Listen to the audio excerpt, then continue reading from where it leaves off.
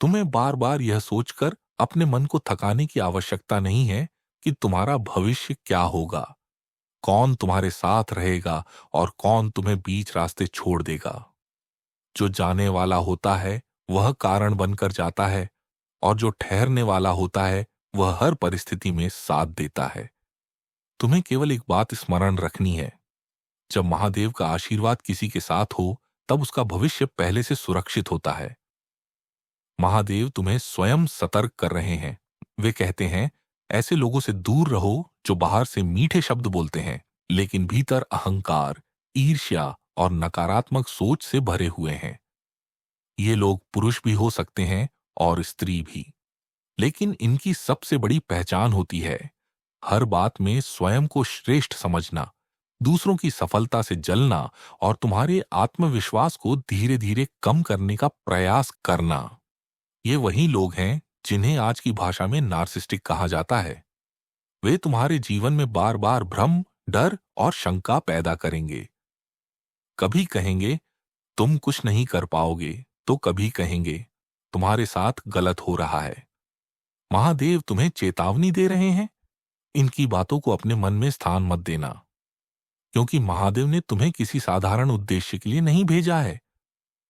तुम्हारी आत्मा एक विशेष यात्रा पर है, शांति, जागृति और सफलता की यात्रा पर। अब जरा अपने अतीत को देखो मेरे बच्चे। कितनी बार ऐसा हुआ कि एक समस्या खत्म भी नहीं होती थी कि दूसरी समस्या सामने खड़ी हो जाती थी। तुम सोचते थे मेरे साथ ही ऐसा क्यों होता है, लेकिन आज महादेव तुम्हें उत्तर दे रहे हैं। ऐसा इसलिए हुआ क्योंकि कुछ लोग तुम्हारे अच्छे समय को रोकने का प्रयास कर रहे थे। वे तुम्हारी ऊर्जा से जलते थे और अपनी नकारात्मक सोच तुम्हारी ओर भेजते थे। लेकिन अब समय बदल चुका है। महादेव का आशीर्वाद तुम्हारे चारों ओर एक कवच बन चुका है।